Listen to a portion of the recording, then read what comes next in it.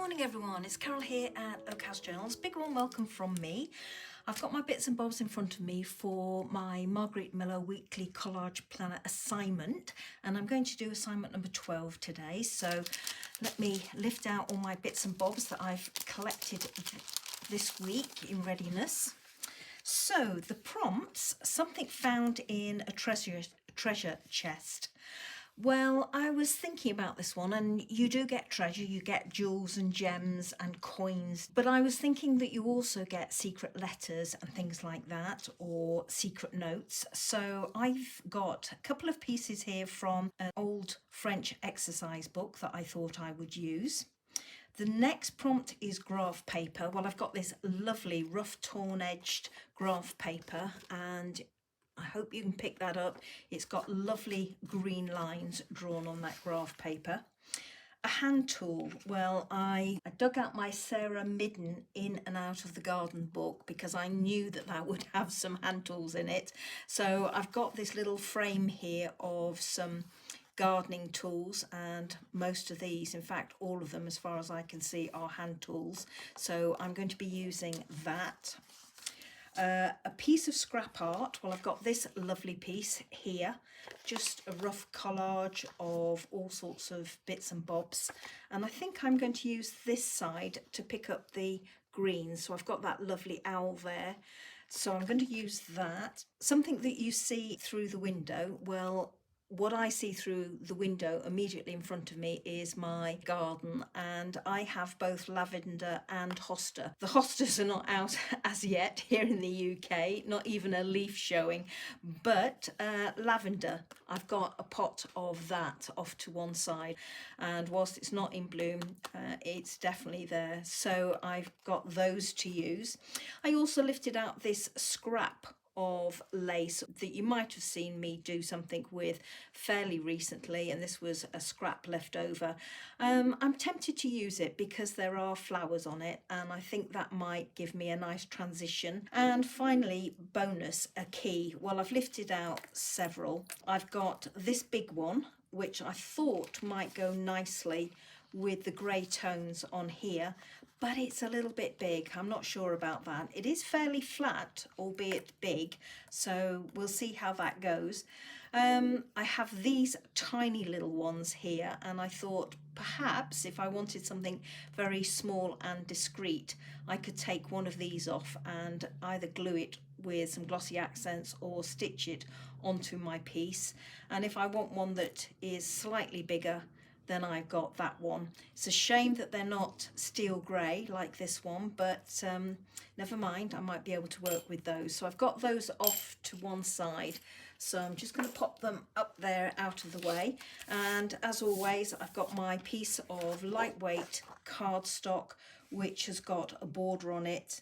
This is the same size, as I always say, as Margarete Miller has in her collage planner, and I've just marked a border all the way around.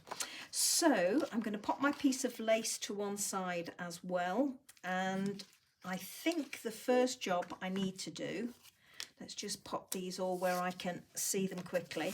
The first thing I need to do is trim round this border, so I'm just going to get that done very quickly. Let's get the graph paper on next. So this is quite a big piece. I'm loving it that it's torn edged. That round about there. Pull this down. Let's move that over a little bit. So I'm thinking of just having a little bit showing down this edge. Pull that up so I've got roughly the same top and bottom. Let's just slide that in and see what tools will show. So I could have something like that with the rakes across the top, because they're hand tools, in which case I need to pull it quite a way down like that. I'm loving the frame there, but I'm not particularly getting enough of the tools, so I'm going to try it the other way like that. If I pull it out here, I don't get any of the tools showing in their entirety, so I'm thinking I might have to do something like this. sacrifice that bottom edge, still keep that border at the top, and I will probably end it here and get rid of this bottom bit. Now what else have I got? I've got my letter and these pieces to use. I'm wondering about trying to get that little hand tool in there, and then it won't particularly matter if I lose this one. Try this one. So I'm going to trim across the top of that and a little bit down the side. I'm going to trim off this bottom edge here and make use of the border that I've got. Okay, and I wanted to take away this edge a little bit, so let me just suss out how much I need to take away. I'm going to take off a little bit more either side of that. I am thinking of taking away this, but I'm a little bit uncertain about how much at the moment, so let me just fiddle with this a little bit more. Okay, I'm liking that. What I'm trying to do at the top here is mask the other tools, really. I like the word hoster, so I might try and see if I can work it in somehow, doing something like this, so that I just get the name showing, maybe down at the bottom to balance that up. We'll see. This piece of graph paper is too wide next to the art scrap that I've got in the centre, so I'm going to snip a portion off that. I am liking, now that I've trimmed down this card, that I can place it so that I can just get that little fork there. I feel like I've got a lot going on here, and because this is heavy at the bottom, I need something down here to balance it out. So I was thinking about using this. I don't think it's going to be big enough, because what I thought I might like to do would be to cover up this rake here, tuck it underneath my card, something like that up there, with a torn edge, and bring it down to about here, down there. And at this top edge here, I was thinking maybe I could deploy my little piece of lace like that, or I could perhaps actually use this piece and maybe use my piece of lace up there to kind of ease in the transition. And I'm actually wondering whether to chop along the bottom here to get rid of some of this black down there, because it is very heavy. I definitely think that this bit needs to be bigger and this bit needs to be trimmed along the bottom. So I'm going to do those, find another piece like this if I've got one. Not sure I have, but I'll see what I can find, and trim this along the bottom, and I'm going to trim down the side here. So let's do that.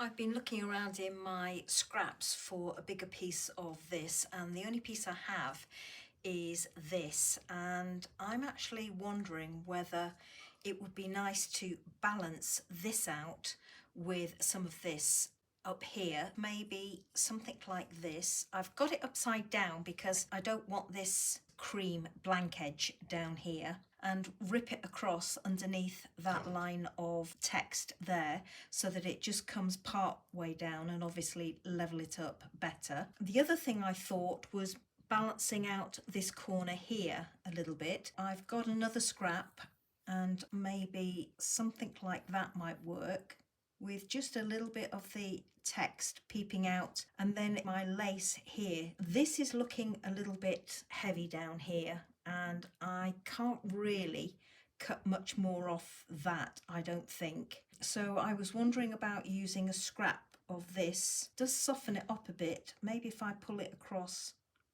like that. Let's have a look at it like that.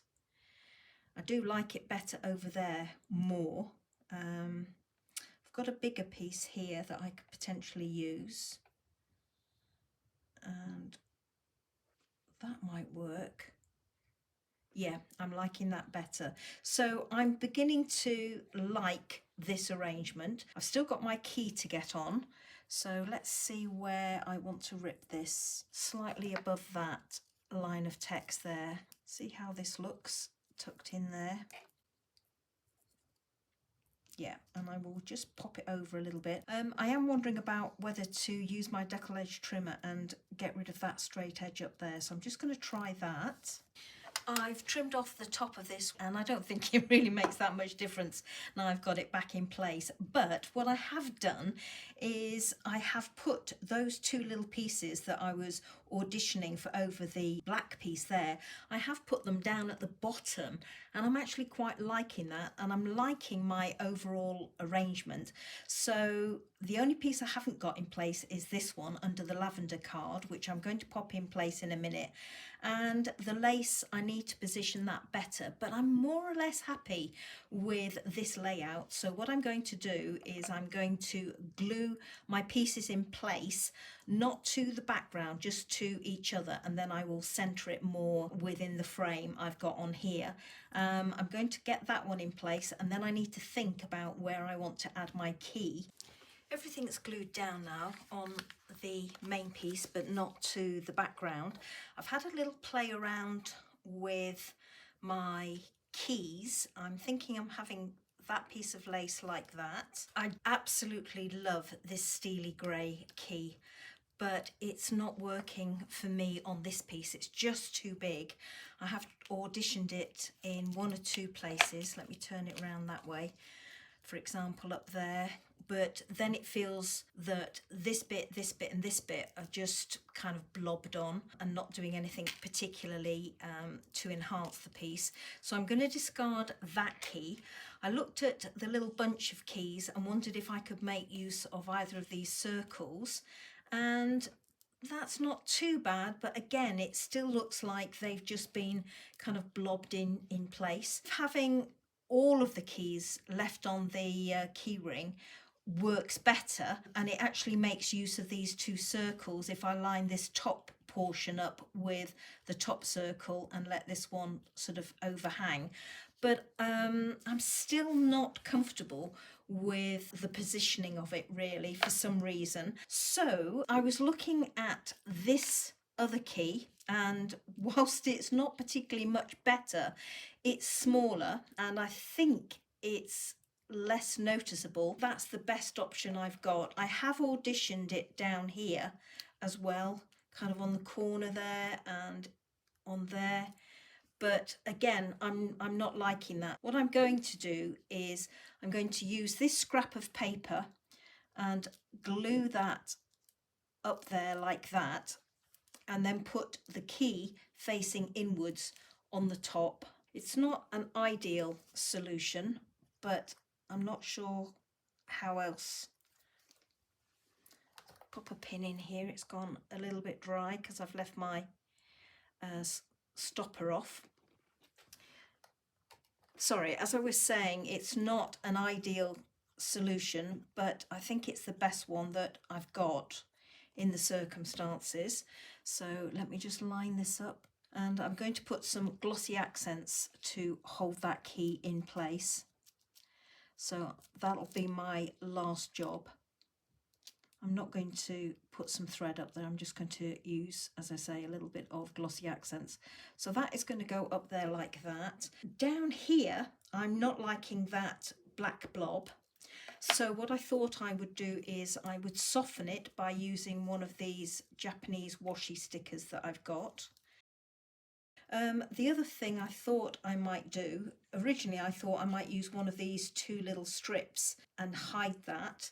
So what I thought I could do is actually just use this little piece of book text that I've got here, handwritten book text, and just put it across at an angle. So I think I will do that.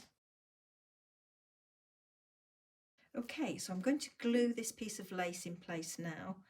So I'm just going to use my art glitter glue and just dab some glue on the back of this.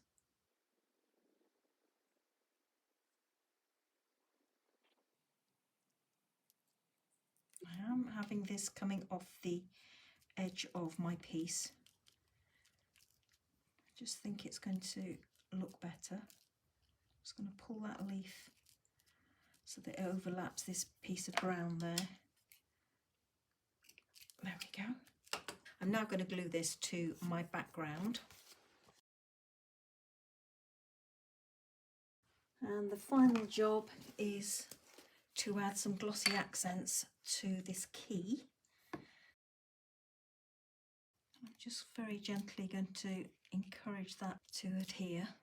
I put that piece in place and then I added the word date just above it, and I will show you that in the photographs at the end of the video, just to cover up the tiny little gap that I had just between this label and this strip of book text, and to cover the gap that was between the hoe and the fork handle. I just put in the word description, and again you'll see that at the end of the video in the photographs. So let's quickly go through the prompts.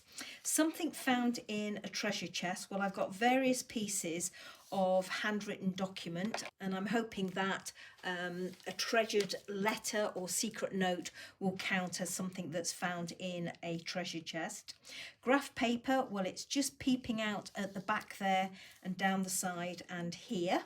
A hand tool, well, I've got a little fork and a hoe. A piece of scrap art, well, this is this piece in the back here, which is stamped. It's got a sticker across, picture of an owl and some book text. Something you see through a window, well, I've used my lavender card there, and the bonus was my little key, which I've stuck up there, and I've added a couple of little stickers there, a little bit there, one of the Tim Holtz labels there, and a little piece of lace there. So there we go, everybody. I hope you enjoyed seeing this one come together. Thank you so much as always for watching, and I look forward to seeing you in the next video. Until then, take care and happy crafting, everybody. Bye bye now.